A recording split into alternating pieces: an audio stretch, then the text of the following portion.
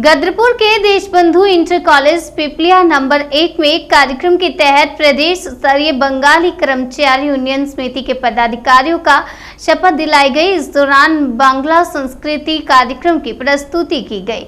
बंगाली उन्नाव समिति के पूर्व अध्यक्ष शंकर चक्रवर्ती ने नवनियुक्त पदाधिकारियों को शपथ ग्रहण कराया। कार्यक्रम में शक्ति फार्म दिनेशपुर के अलावा उत्तर प्रदेश के कई जिलों से बंगाली समाज की नौकरी पेशा के लोग कार्यक्रम में भारी मात्रा में मौजूद रहे और इस मौके पर देशबंधु स्कूल के प्रबंधक अमिय विश्वास ने कहा कि बंगाली कर्मचारी यूनियन समिति का आज देशबंधु इंटर कॉलेज में हम लोगों ने नए पदाधिकारियों का स्वागत किया है।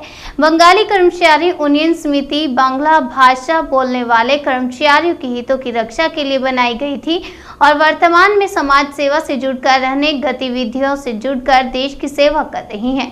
दिनेशपुर की नगर पंचायत अध्यक्ष सीमा सरकार ने कहा कि बंगाली हितों की रक्षा के लिए बंगाली यूनियन समिति का योगदान महत्वपूर्ण है। वहीं बंगाली यूनियन समिति के वर्तमान अध्यक्ष शंकर चक्रवर्ती ने बताया कि हम लगभग 50 साल भर से हम लोग कर्मचारी हितों की रक्षा के लिए काम कर रहे हैं और बंगला समुदाय के उत्थान के लिए भी हम लोग काम कर रहे हैं।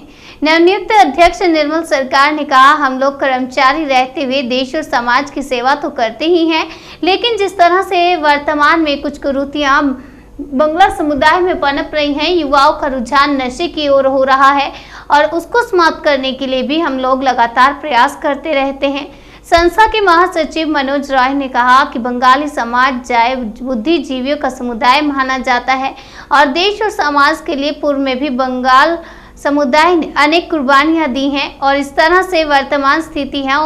हम लोग राज्य सरकार से भी बंगला समुदाय का राजनीतिक प्रतिनिधित्व की मांग करते हैं। हमारे कर्मचारी मंच के जो अध्यक्ष चुने गए हैं, मैं उनको लिए बहुत बहुत बधाई देती हूँ कि उन्होंने आगे बढ़कर शिक्षा मंत्री से काम ले और आगे बढ़कर लोगों को मैसेज दे हमारे समाज के लिए ये बांग्ला भाषा बहुत ज़रूरी है। मैंने भी एक बार जब इंटर कॉलेज में बैठक हुआ था उसमें मैंने भी रखा जो हमारे बांग्ला भाषा प्राइमरी से लेकर इंटर तक होना चाहिए, तभी तो हमारे बच्चे पढ़ पाएंगे, नहीं तो हमारा भी तो कोई भविष्य है। लेकिन हम बंगाली समाज के लिए यूँ भेदभाव क्यों है? लेकिन हम ये सरकार से भी कहना चाहता हूँ कि हमारे लिए भेदभाव नहीं होना चाहिए, क्योंकि उत्तराखंड में सबको एक नज़र से देखना ये हमारे पार्टी का भी निर्देश है जो हम एक तराजू से तोलते हैं। लेकिन आज हमारे साथ क्यों भेदभाव है? मैं इसलिए पुरस्कार सिंह धामी को मैं ये कहना चाहूँगी जो हमारे जल्द से जल्द हमारी ये मांग को पूरा करे और इसके लिए मैं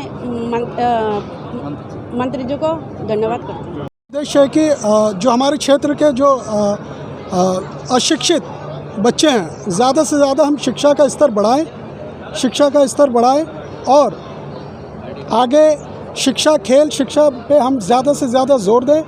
किंतु ये तभी संभव होगा जब हमारे जो पिछड़ा हुआ वर्ग है, बंगाली समुदाय के बच्चे जो है काफ़ी पिछड़े हुए हैं और उनको आगे लाने के लिए कम से कम सरकार को उनको या तो अनुसूचित जाति का दर्जा देना पड़ेगा या ओबीसी का दर्जा देना पड़ेगा, क्योंकि हमारा कई टैलेंटेड बच्चे जो है इस आरक्षण की वजह से ना होने की वजह से काफ़ी पीछे रह जा रहे हैं। हमारे समाज में बहुत सारे कुरीतियां हैं, बहुत सारे जो है बच्चे हमारे गरीबी की वजह से पढ़ नहीं पा रहे। हम उन सारे बच्चों के पढ़ाई के लिए और साथ साथ उन बच्चों के लिए भी जो हमारे गलत रास्ते में चल रहे हैं, इस समय जो बहुत सारे मादक पदार्थ तो ले रहे हैं, हम समाज में इन कुरीतियों को दूर करने के लिए हम जो है इस समाज का मतलब भला काम करने के लिए ही आज हमारी ये संगठन बिल्कुल तत्पर तैयार है। 7-8 साल से हमारा ये संगठन जो कल्याण समिति था वो बंद था, वो किसी एक व्यक्ति के पास था और वो उस तरह से वो आंदोलित नहीं हो पा रहे थे। परंतु इस बार नया गठन हुआ है और चूँकि वो हमारी मातृ संगठन है तो हम उनको प्रेरित कर रहे हैं कि आप एक ऐसा आंदोलन सृष्टि करिए, क्योंकि जो हमारा शिक्षा मंत्री है वो पिछले 3 साल या 2.5 साल जो आप हमारे पत्रकार कह रहे हैं, ये घोषणा करते हुए आज इसका समाधान अभी तक नहीं हुआ है। हमारे 3 क्षेत्र में हमारे बंगाली टीचर थे, दिनेशपुर, शक्ति फार्म और जनता इंटर कॉलेज, जिनके रिटायरमेंट के बाद पुनः नियुक्ति नहीं हुई और नियुक्ति न होने के कारण हमारे समाज के जो केंद्रीय समिति का निर्णय भी आया है कि मातृभाषा त्रिभाषीय स्तर में जो एक बिल आया है कि प्रत्येक नागरिक को अपनी मातृभाषा सीखने का अधिकार है, परंतु हमारे यहाँ बंगाली के लगभग 4 लाख 5 लाख के तादाद होते हुए भी हमारा उत्तराखंड सरकार हमारे बंगाली क्षेत्र बाहुल्य क्षेत्र में जो स्कूल है वहाँ बांग्ला भाषा लागू नहीं कर रहे हैं। और मंत्री के आश्वासन के बावजूद विभिन्न सभाओं में हमारे मंत्री जी ने भाषण देते हुए हमें ये आश्वस्त किया कि हमने लागू कर दिया शब्द आने के बाद भी ये लागू नहीं हुआ। ये कितनी बड़ी विडंबना है। तो हम ये चाहेंगे कि हमारे शिक्षा मंत्री जी हमारे इस वक्तव्य को ध्यान में रखते हुए अतिशीघ्र लागू करें, नहीं तो हमारा समाज आंदोलित होगा ही। हम लोग बैठे नहीं रहेंगे। आज जो हम रिटायरमेंट के बाद खाली हो गए हैं, अब हमारा धरना प्रदर्शन करने में कोई बाध्यता नहीं रही। अब हम खुलेआम धरना प्रदर्शन कर सकते हैं और हम हमारे मातृ संगठन को उकसा भी रहे हैं कि आप आंदोलित हो जाइए। तो ये आप लोगों के माध्यम से हम मंत्री जी से या उत्तराखंड सरकार से आग्रह करेंगे कि बांग्ला भाषा हमारे क्षेत्र में लागू किया जाए, नहीं तो हम आंदोलित होंगे। नीति जो है कंटिन्यूअस शिक्षा पे प्लस जो सामाजिक कुरीतियाँ हैं उनके ऊपर कार्य कर रही है और शिक्षा के ऊपर बहुत ज़्यादा हमारा जोर भी है।